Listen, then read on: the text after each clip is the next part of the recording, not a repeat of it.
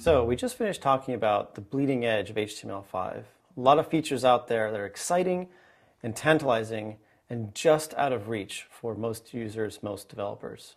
Maybe you'll find some things to experiment with, maybe not. But let's move on.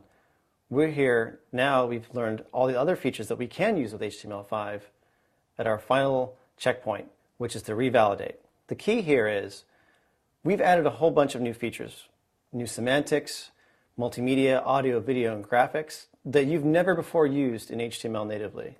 So it's really important to revalidate and check your work. Make sure that if there are any things that you've done accidentally, have you closed all your audio tags, have you used enough source tags for your video, etc., that you make sure at this point that they are still working. So go ahead and use the favelet that you downloaded before in the previous checkpoint to validate, to go ahead and validate your code changes now with all the new HTML5 features. When you go ahead and revalidate your content, you're going to find more often than not that the validator is going to return an error or two, or perhaps even just a warning. But regardless, anything that the validator complains about, you really should go in there and fix. So in this case, I've validated my content, and the validator is telling me, warning, attribute without value at line 87, column 93. Read only. So what it's found there is it says read only is an attribute and it needs a value because we're validating here this document as both HTML and XHTML so that it works in both environments.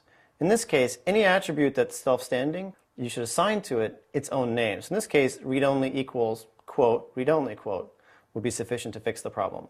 So let's go ahead and do that and then revalidate.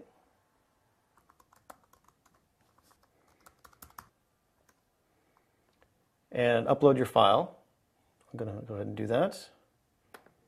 And once you've made these fixes, revalidate. Great. Looks like we fixed all the problems and our document's now valid. So after you've done making necessary fixes, congratulations, you're using HTML5 now.